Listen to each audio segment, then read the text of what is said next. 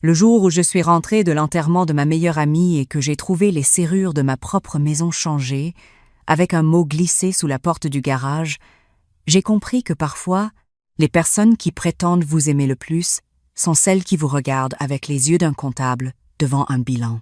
Je m'appelle Hélène Martineau. J'ai 64 ans.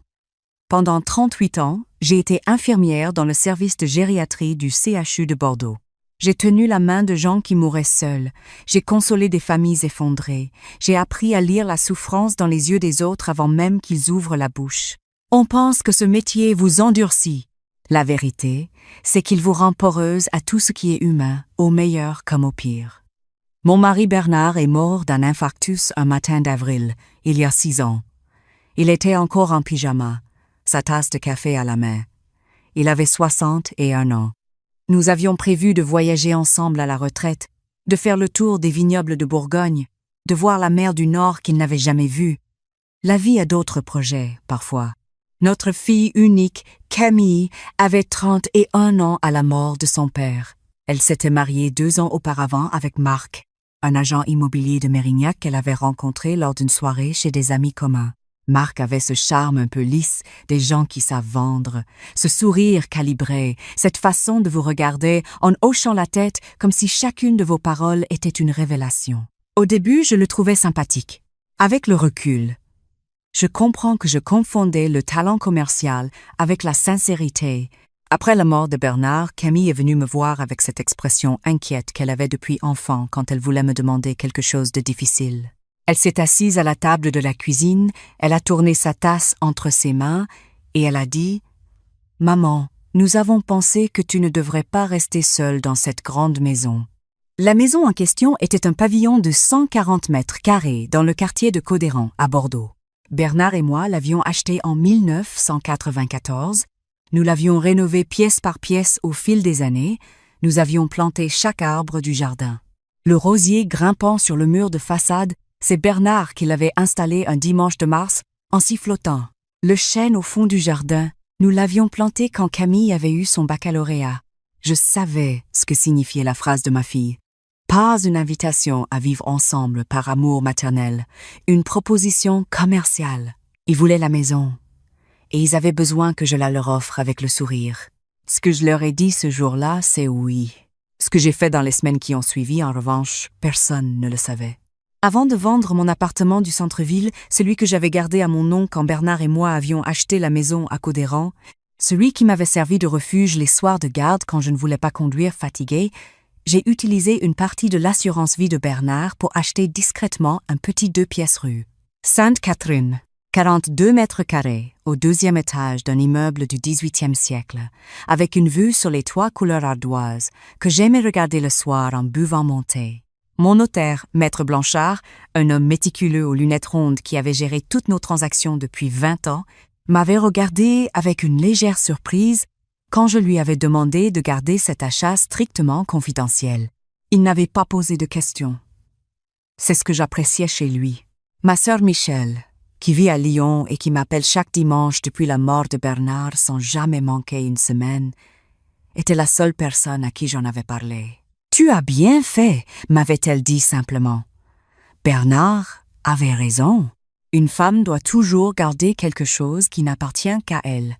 Pendant 3 ans, j'ai donc vécu dans ma propre maison, à Codéran, avec ma fille et mon gendre, et pendant 3 ans, j'ai appris à devenir invisible dans les murs que j'avais choisis.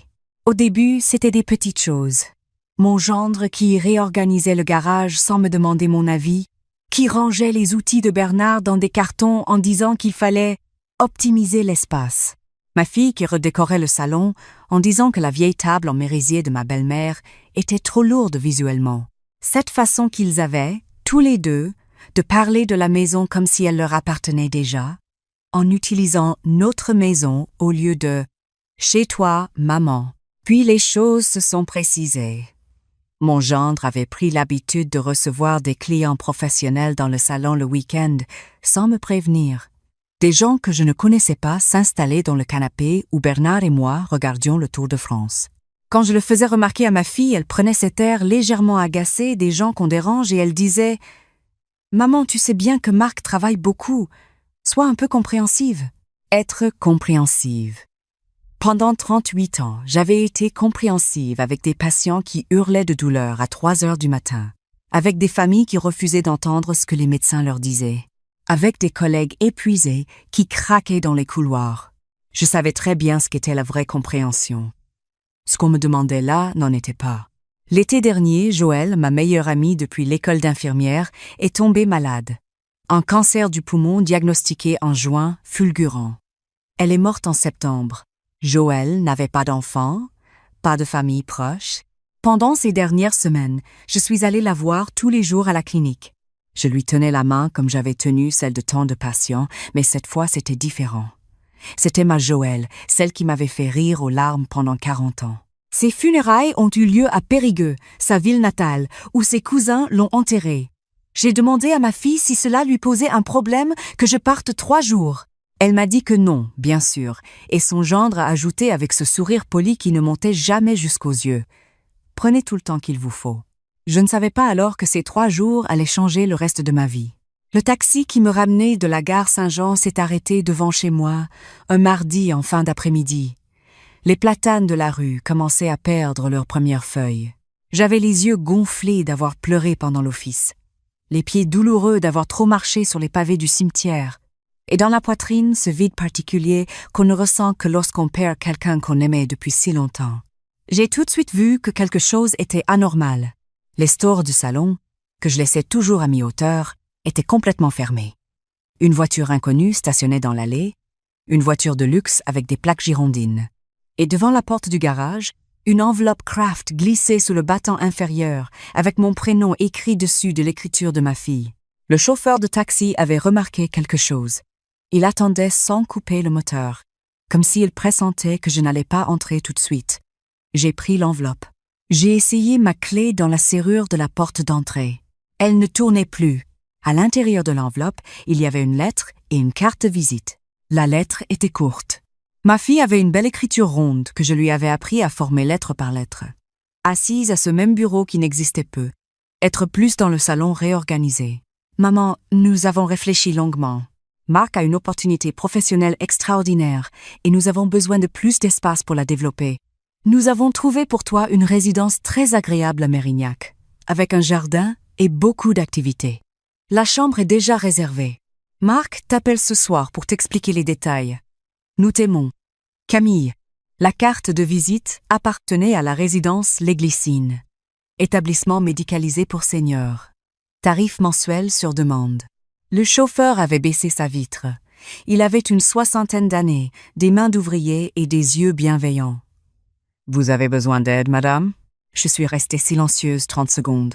Pas de larmes, pas de cris, juste ce bruit dans la tête qu'on entend quand le sol se dérobe, ce silence étrange qui précède la compréhension totale. Puis j'ai dit, d'une voix que je ne me connaissais pas, « Rue Sainte-Catherine, s'il vous plaît. » En traversant Bordeaux, je regardais les façades en pierre blonde que j'aimais depuis l'enfance, les quais de la Garonne, les flèches de la cathédrale Saint-André. Cette ville où j'étais née, où j'avais exercé, où j'avais aimé et vieilli, personne ne savait que j'avais encore un endroit à moi dans ces rues-là. Personne, sauf Michel et Maître Blanchard. La gardienne de mon immeuble rue Sainte-Catherine, Madame Perrotte, une femme de mon âge aux cheveux coupés courts et au caractère direct, m'a accueillie avec la discrétion habituelle des gens qui comprennent sans qu'on explique. Elle m'a tendu mes clés de rechange que je lui avais confiées. Elle a demandé si j'avais besoin de quelque chose. J'ai dit non, merci, et j'ai monté les escaliers. La clé a tourné dans la serrure de mon appartement avec ce petit déclic familier qui ressemblait à une respiration. À l'intérieur, tout était exactement comme je l'avais laissé. Mes livres sur les étagères. Mon fauteuil bleu marine près de la fenêtre. La photographie de Bernard et moi à Arcachon. Le premier été après notre mariage, épinglé au-dessus du bureau. Et sur le bureau, mes carnets. Des années de notes prises pendant les gardes, des observations, des pensées que je n'aurais jamais dites à voix haute dans la maison de Codéran parce que je n'y avais plus vraiment de voix. Je me suis assise dans mon fauteuil et j'ai laissé passer le choc. Ce n'était pas de la tristesse. C'était de la colère, une colère froide et très claire, comme l'eau de la Dordogne en janvier, 38 ans de service public. Des nuits à ne pas dormir, pour que d'autres vivent un peu mieux. Une vie entière construite à la force du travail, brique par brique, avec Bernard et sans Bernard. Et ma propre fille et son mari pensaient pouvoir me ranger dans une résidence pour seigneurs, comme on range une vieille armoire dans un garde-meuble, pendant qu'ils prenaient possession de ma maison avec leurs clients professionnels et leurs voitures de luxe. Mon téléphone a sonné. Mon gendre. Pas ma fille. Mon gendre. J'ai décroché à la 3e sonnerie. Sa voix avait cette chaleur professionnelle qu'il devait utiliser pour rassurer les acheteurs nerveux. « Hélène, nous sommes soulagés que vous soyez rentrée. » Camille était inquiète. « Où êtes-vous en ce moment ?» Je n'ai pas répondu à cette question. Mon gendre.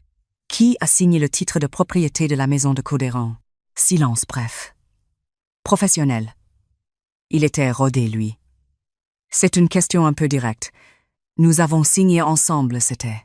Non, c'est moi seul qui ai signé l'acte de propriété. Parce que c'est moi seul qui ai apporté les fonds. Vous étiez mes locataires, pas mes copropriétaires. Un silence plus long cette fois. J'entendais de la musique en arrière-plan. Quelqu'un dans ma maison écoutait de la musique. Hélène, je pense qu'il faut qu'on se parle calmement. Demain matin, le café de la Victoire, place Gambetta, 10 heures.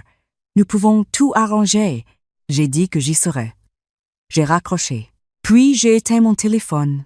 J'ai ouvert un carnet neuf et j'ai commencé à écrire. Pas des poèmes. Un plan. Une stratégie. À 64 ans, avec 38 ans d'expérience à gérer des situations d'urgence, je savais exactement comment procéder quand on avait peu de temps et beaucoup à faire. Le lendemain matin, avant le rendez-vous de 10 heures, je suis allé voir Maître Blanchard. Son cabinet se trouvait cours de l'intendance, dans un immeuble haussmannien. La secrétaire me connaissait depuis des années. Elle m'a fait passer immédiatement. Maître Blanchard m'a regardé avec cette attention tranquille qui m'avait toujours inspiré confiance. Il a lu les documents que j'avais apportés. Parmi eux, un document que j'avais trouvé dans le tiroir du bureau de mon gendre au cours d'un après-midi où j'avais cherché une paire de ciseaux. Un avant-contrat de vente de la maison de Codéran, déjà complété, avec le prix de vente, les coordonnées d'un acquéreur et un emplacement pour ma signature. Un document daté de 2 mois. 2 mois avant qu'on change mes serrures. Maître Blanchard a posé le document sur son bureau. Il m'a regardé par-dessus ses lunettes. « Madame Martineau, votre mari avait souvent dit que vous étiez la plus posée des deux. Il avait raison. Que pouvons-nous faire? Vous êtes seul propriétaire. Vous pouvez vendre quand vous voulez, à qui vous voulez.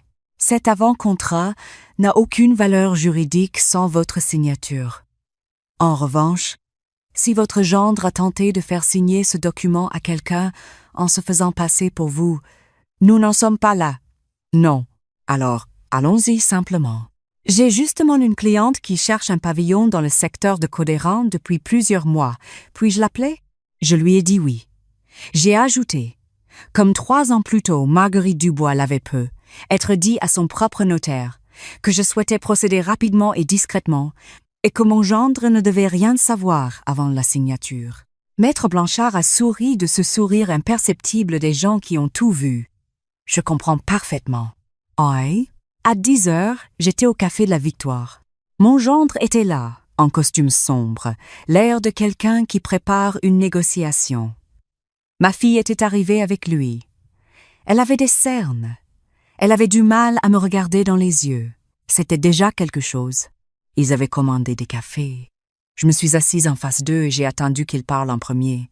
Mon gendre a commencé avec sa voix de professionnel rassurant. Il y avait eu une opportunité, une vraie, une agence plus grande, des investisseurs intéressés. Ils avaient besoin d'une adresse représentative pour les recevoir. La maison de Codéran était idéale. La résidence, les Glycines, était vraiment bien équipée. J'allais m'y plaire. Il y avait un cours de gym aquatique et des sorties culturelles tous les jeudis. J'ai laissé parler. Je savais faire ça.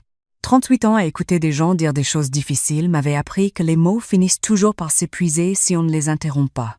Quand il s'est tu, j'ai ouvert mon sac et j'ai posé sur la table une photocopie du document que j'avais trouvé dans son bureau. Le silence a été immédiat et total. Ma fille a regardé le document. Puis elle a regardé son mari. Quelque chose dans son visage a changé. Pas beaucoup. Juste suffisamment. « Où tu as trouvé ça ?» a-t-il dit. La voix professionnelle avait disparu. Dans mon bureau, qui se trouve dans ma maison. Hélène, vous devez comprendre que c'était juste pour anticiper. Pour anticiper ma signature sur un document de vente d'une propriété qui vous appartient? Il a voulu répondre. Je ne l'ai pas laissé. Je vais vous expliquer ce qui va se passer maintenant. Je n'ai pas besoin de votre accord pour vendre ma maison. Je n'ai pas besoin de votre accord pour décider de ma vie. Et je n'ai surtout pas besoin qu'on change mes serrures pendant que j'enterre mon ami. Ma fille a posé sa main sur la table, vers moi, dans ce geste de réconciliation qu'elle faisait depuis enfant. Maman! Je t'aime, Camille. Je t'aimerai toujours, mais tu as laissé faire quelque chose d'impardonnable, et je pense qu'au fond de toi, tu le sais. Son mari a essayé encore. Il avait des dettes, il avait des difficultés, il avait besoin que les choses s'arrangent. Si elle vendait la maison, ils pourraient rembourser, refaire leur vie. Et puis j'aurais la résidence, je serais bien entourée. J'ai bu mon café jusqu'au bout, puis je me suis levée. Je vous recontacterai par l'intermédiaire de Maître Blanchard. Je suis sortie sans me retourner. Dans la rue, le soleil de septembre éclairait les pierres blondes de Bordeaux avec cette lumière dorée que j'aimais depuis l'enfance. J'avais les jambes qui tremblaient légèrement, mais c'était du soulagement, pas de la peur. Pour la première fois depuis 3 ans, j'avais dit ce que je pensais à voix haute dans ma propre vie. La semaine suivante, la cliente de Maître Blanchard a visité la maison de Cauderon un mardi matin, pendant que mon gendre était à son agence et ma fille à son travail. Une femme d'une 50aine d'années, directrice d'école primaire, séparée, avec 2 adolescents. Elle a fait le tour du jardin avec des yeux brillants. Elle s'est arrêtée devant le rosier de Bernard. Ce rosier est magnifique. Vous l'avez planté vous-même? Mon mari? Il l'a installé un dimanche de mars, quelques années avant de mourir. Elle m'a regardée avec cette douceur particulière des gens qui comprennent les choses sans qu'on les dise. Je veillerai sur lui. N4, nous avons signé le compromis de vente le jeudi. Ce soir-là, pour la première fois depuis la mort de Joël, j'ai ouvert une bouteille de vin, un Saint Émilion que Bernard avait mis de côté pour nos 30 ans de mariage. Nous n'avions jamais eu l'occasion de le boire. J'ai rempli un verre, je me suis installée dans mon fauteuil bleu marine, j'ai regardé les toits de Bordeaux par la fenêtre, et j'ai bu à sa mémoire en lui disant tout bas que j'avais enfin compris pourquoi il m'avait toujours dit de garder quelque chose qui n'appartenait qu'à moi. Mon téléphone a sonné le vendredi soir. Ma fille. J'ai décroché. Sa voix était différente. Plus fine, plus cassée. Sans le registre poli qu'elle avait pris ces derniers temps pour me parler, comme on parle à quelqu'un d'un peu lent. Maman, Maître Blanchard nous a envoyé un courrier. Je sais. La maison est vendue? Le compromis est signé. La vente définitive dans 6 semaines. Un long silence. J'entendais qu'elle pleurait. Doucement, sans vouloir que je l'entende. Où vous allez aller, Marc, et toi? Elle a mis du temps à répondre. Marc a un appartement. En son nom. Depuis 2 ans. Is vend. In his vendings. Je n'ai rien dit, il n'y avait rien à dire. Elle venait de comprendre quelque chose que je savais déjà, quelque chose que les femmes apprennent parfois trop tard sur les hommes qui sourient trop bien. Et toi? Je ne sais pas encore. J'ai fermé les yeux. Ma fille. Ma petite fille que j'avais portée, soignée, aimée, qui s'était laissée embarquer dans quelque chose qu'elle regrettait peu, être déjà. Tu peux dormir ici cette semaine si tu veux. Il y a un canapé-lit dans le salon. If you wise. Elle a pleuré pour de bon cette fois, sans se cacher. Le lendemain matin, elle est arrivée avec une petite valise et un air de quelqu'un qui a marché dans le noir et qui commence à voir le contour des choses. Je lui ai préparé un café et des tartines, comme quand elle avait 13 ans et qu'elle rentrait de chez ses amis le dimanche matin. Nous n'avons pas tout de suite parlé de son mari ni de la maison. Nous avons parlé de Joël, que Camille avait aimé elle aussi. Nous avons parlé de Bernard. Nous avons parlé de ce qu'elle voulait vraiment faire de sa vie.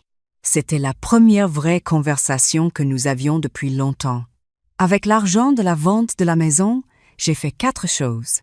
La première, j'ai réglé les dettes professionnelles de mon gendre, qui avaient été contractées en partie avec la maison, comme levier de négociation, pas par générosité pour lui, mais parce que je ne voulais pas que l'ombre de cette histoire pèse sur ma fille pendant des années.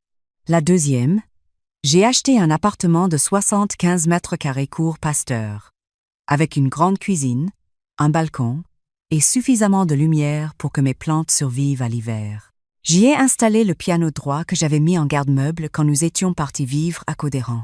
Le premier soir où j'ai joué du Satie dans mon salon, les larmes me sont venues sans prévenir, et je les ai laissées couler sans me demander pourquoi. La troisième, j'ai fait un virement à Michel, ma sœur, qui avait des difficultés depuis la fermeture de son commerce. Elle m'avait appelé tous les dimanches pendant 6 ans sans jamais me demander un centime. Ce n'était pas un remboursement. C'était de la gratitude sous forme concrète. La quatrième, j'ai recontacté l'association où je bénévolie avant de m'installer à Codéran, qui propose un soutien aux aidants familiaux des personnes âgées. J'ai proposé de reprendre mes permanences du mercredi. Ils ont dit oui immédiatement. Mon gendre et ma fille ont officiellement séparé leurs affaires 3 mois après la vente de la maison. Elle est partie s'installer dans un appartement à Bordeaux-Lac avec une amie. Il est parti avec ce qu'il avait constitué discrètement, c'est à dire bien plus que ce qu'il laissait paraître. Ce que Camille a découvert en faisant les comptes, avec l'aide d'un avocat que je lui ai recommandé une femme de poigne, dont je connaissais la réputation depuis mes années à l'hôpital, c'est que son mari avait ouvert plusieurs comptes à son seul nom et avait transféré des économies communes depuis au moins 3 ans. La voiture de luxe, le voyage aux Maldives qu'elle croyait offert par un client, les frais professionnels qui n'en étaient pas vraiment. Ma fille a regardé son mariage avec les yeux qu'on a quand on retire enfin ses lunettes et qu'on réalise à quel point on ne voyait plus rien depuis longtemps. Nous avons eu une vraie conversation, un dimanche de novembre. Nous marchions le long des quais, il faisait froid, les feuilles mortes collées au pavé. « Maman, pourquoi tu ne m'as rien dit ?» J'ai réfléchi avant de répondre. « Parce que tu n'aurais pas entendu. Les choses qu'on n'est pas prêt à voir, on ne les voit pas, même quand quelqu'un les montre. J'ai attendu que tu sois prête. » Elle a glissé son bras sous le mien, comme quand elle était petite et qu'elle avait froid sur le chemin de l'école. « Et la maison de Codéran ? Tu ne regrettes pas ?» J'ai pensé au rosier de Bernard, à la directrice d'école qui avait promis de le faire fleurir, à la lumière du soir dans le jardin que j'aimais tant. Je regrette le jardin, pas l'état dans lequel j'étais devenue pour continuer à l'habiter. Aujourd'hui, je vis dans mon appartement Cours Pasteur. Le matin, je bois mon café sur le balcon en regardant les platanes. Le mercredi, je reçois des aidants familiaux qui ont besoin de souffler, de parler à quelqu'un qui comprend ce que c'est d'accompagner un proche malade sans jamais penser à soi. Le vendredi, je prends des cours de céramique dans un atelier du quartier Saint-Pierre avec des femmes et des hommes de tous les âges qui malaxent la terre et parlent de leur vie comme si c'était normal d'être heureux. Ma fille vient déjeuner chez moi 2 dimanches par mois. Nous cuisinons ensemble. Nous ouvrons une bonne bouteille. Nous parlons de livres, de voyages qu'elle projette de faire, de l'homme bien qu'elle a rencontré récemment et qui n'a pas de sourire calibré. Je l'écoute avec les oreilles d'une mère qui a eu la chance que sa fille soit encore là pour lui parler. Il y a quelques semaines, j'ai relu dans mon carnet la page que j'avais écrite le soir où j'avais trouvé l'enveloppe sous la porte du garage. Ce n'était pas un plan de vengeance. C'était une liste de ce à quoi j'avais encore droit dans ma propre vie. La tranquillité, le respect, un espace qui n'appartenait qu'à moi, la possibilité d'être à nouveau la femme que j'avais mis du temps à devenir. Bernard avait raison, comme souvent. Une femme doit garder quelque chose qui n'appartient qu'à elle. Pas par méfiance, pas par calcul, mais parce que le jour où tout le reste vacille, ce quelque chose-là devient le sol sur lequel on se tient debout. La petite Hélène qui pensait que l'amour maternel protège de tout. Cette femme qui marchait sur la pointe des pieds dans sa propre maison pour ne déranger personne, elle est restée le jour de la vente à Codéran, enterrée quelque part dans le jardin entre le rosier et le chêne. À sa place, il y a une femme de 64 ans qui prend des cours de céramique le vendredi, qui boit son café chaud tous les matins et qui a appris être un peu tard, mais jamais trop tard, que se respecter soi-même n'est pas de l'égoïsme. C'est simplement la condition de tout le reste. Si cette histoire vous a touché, laissez un like, abonnez-vous à la chaîne et dites-moi en commentaire de quelle ville vous écoutez. Et surtout, répondez-moi. À ma place, qu'est-ce que vous auriez fait ?